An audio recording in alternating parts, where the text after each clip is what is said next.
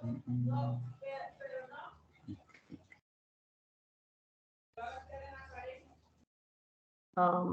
to page, to slide number 2.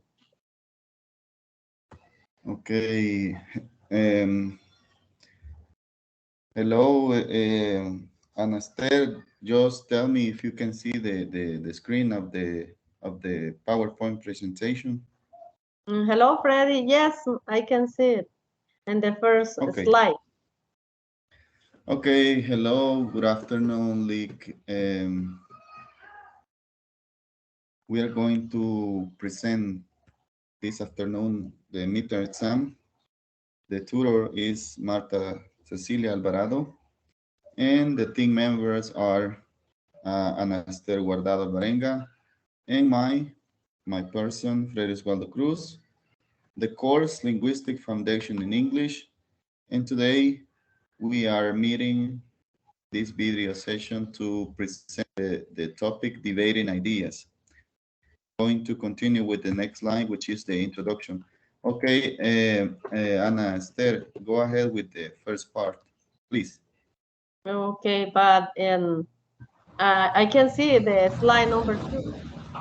Okay, I already present the second slide.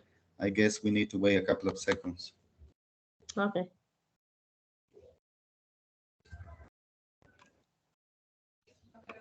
Can you see it now? No, No yet. yet.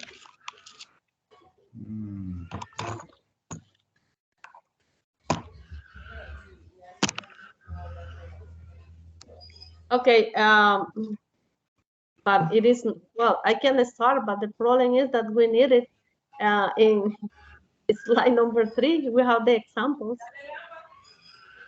We need example. You don't need the Yeah. introduction. Yes. No, and I said that I can see the slide number 2, the introduction, and also if I can see it, and maybe in number 3, neither. And I needed to explain it. But I don't know if we can do it like that. So you cannot see the slide number 2, which is the introduction. No, just with the first one and just the first one. Yes, the cover. Just okay. You give me a second. Okay, right now, yes. Okay. Yes. Okay. Hello, my name is Ana Esther Guardado, and we are going to discuss about word formation and morphology. And these aspects are permit the speaker to create new words and contribute to the richness and flexibility of a language. And these aspects are fundamental. I'm going to be in favor in this debate, and my partner Freddy will be in charge to present his counter arguments. We will present some examples to explain our points. Okay, thank you. As you were saying, hello, Licta. Greetings. My name is Freddy Osvaldo Cruz, and during this presentation, I will be in charge of presenting counter arguments exposed by my classmate Anastasia.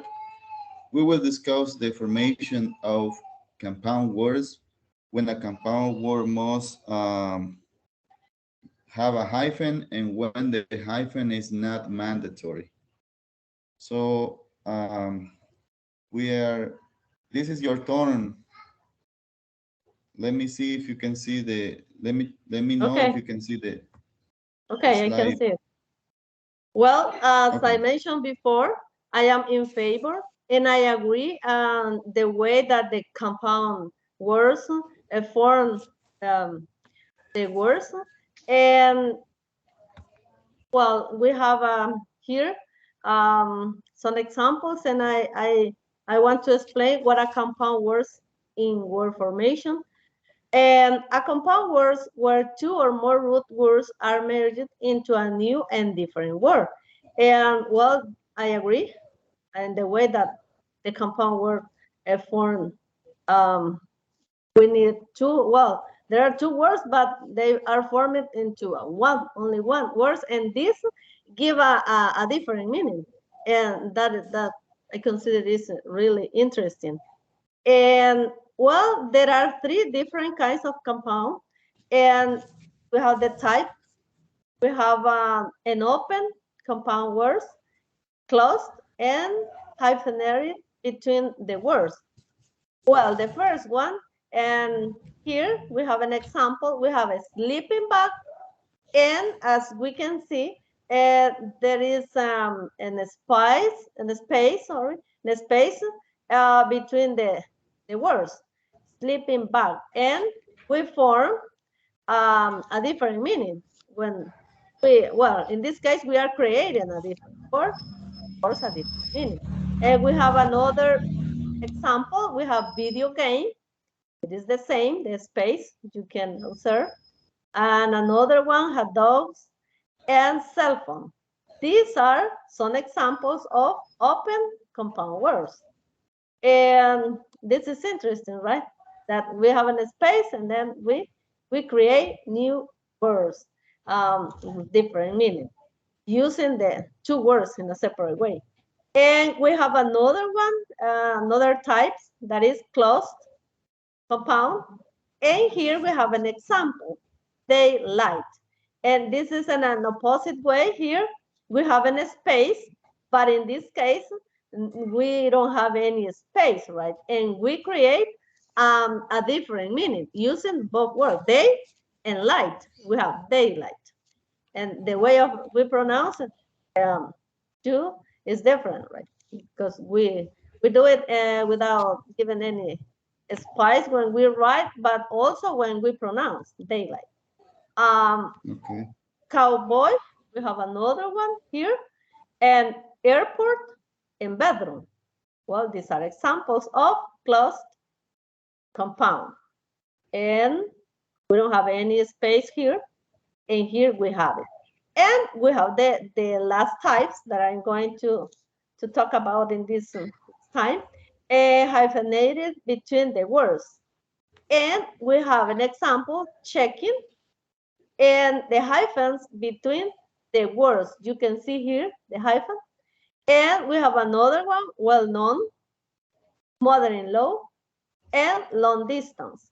And we can see that this is a type completely different from this one because here just we are given a space, and here no, there is no space, and but here we have a hyphen between the words. It's really interesting, and I agree with this part to present a compound word that we create new words with different meanings by joining the two words, right? Well, this Okay. is my argument about in favor. What about you, Freddy? What do you think? Okay, thank you. I will continue Ratio? with the debate because this is a debate, right? Yes. Okay. Okay, my exposition about the topic is going to be headed when do we really need to use a hyphen and when it is not necessary, because the using of hyphen can be a little bit of tricky. But firstly, I wouldn't dare to state that a compound word should use a hyphen or not, because I'm not a dictionary.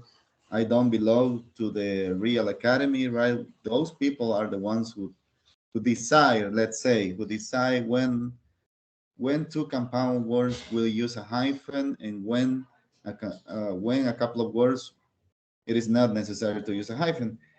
But let's analyze historically. A lot of compound words follow a pattern of entering English as open compounds. For example, in the past, this word baseball used to be hyphenated. So And in sorry, I don't know if you are going to present the slide. I can see it. you don't see it. You don't No? see it. Well, right Okay. now, yes. What about now? Yes, yes. Okay, I forgot. Go ahead. Mhm. Okay, I was telling you that this word baseball In the past, there was a hyphen here between between these two words. But now, as you can see, a lot of people, many people, teenagers, they use the word baseball without a hyphen. So this is something kind of weird, right? Because as human people are evolving, the same happens with language. Language is also evolving, and this is a good example. And this is not the only one. There are plenty, tons of words that they have suffered, let's say, transformations, and that happens in all the language, not only in English. Here in our mother tongue, in Spanish, we use we create new words, we invent new words to call things, or companies also. For example, in the past it didn't exist, the word Facebook didn't exist, but now who you couldn't tell me who doesn't know the word Facebook. When you say the word Facebook, everybody related to a social network. So let's say that this is something interesting. And well, there are some things that we might take into account. For example, post office, and postcard. All these words in the past, they were encountered more commonly as open. So let's say, for example, baseball is a close compound word, but in the past it was a compound hyphenated. And this one, post office. Oh, there is a typo here. There is a typo. It's post, doesn't matter. This word was an open, and now it is a hyphenated. So as you can see here, there is some changes that these words has been, let's say, suffering. Well, the last point that I would like to say, when a compound that is usually left open is used to modify another noun, that compound will usually take a hyphen. For example, science fiction. Science fiction. As you can see here, we have here two words, but when we join them, they create a new word and a new meaning. Video game player. As you can see here, the word video game is modifying the noun player. So video game became an adjective in this case. And as you might see, I am not an expert. I'm not a linguistic, and this is just the idea, the thing that I understand. So Esther, this is my participation. Let's jump into the The conclusion. conclusion, right? Yes. So, but let me see. Let me tell you if you can see Yes, yes, I can. I Okay, can see it. okay. Go ahead with the And first part, and I will. okay.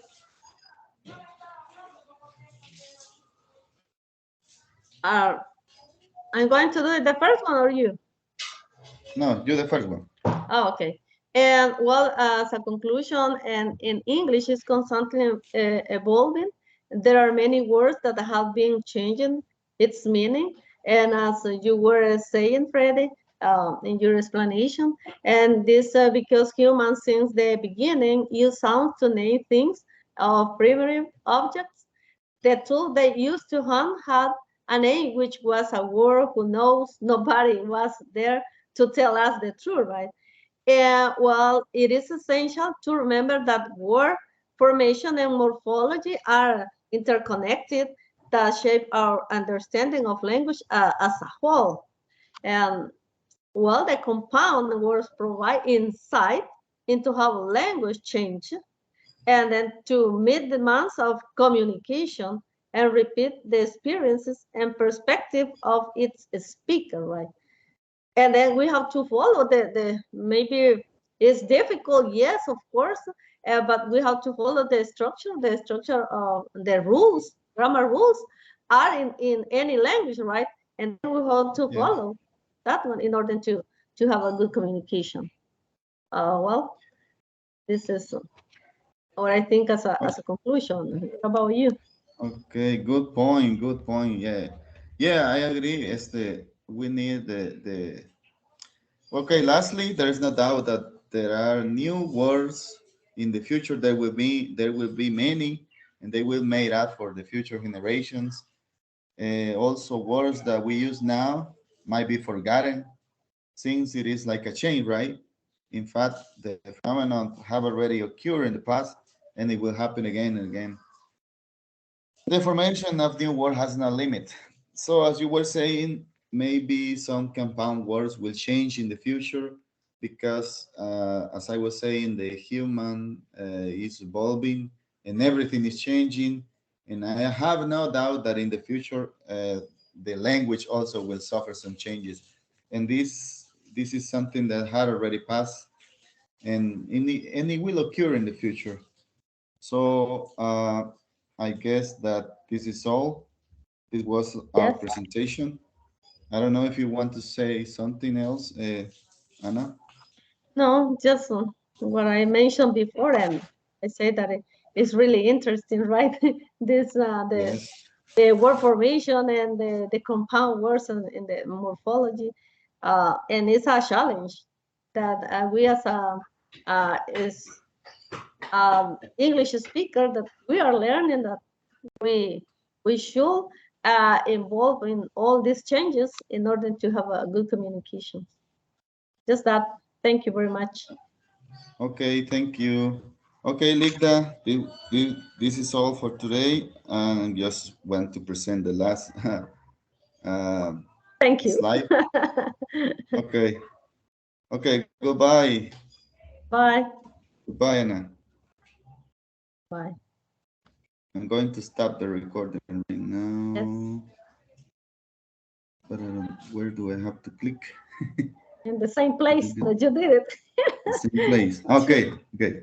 Okay, goodbye. Okay. Goodbye.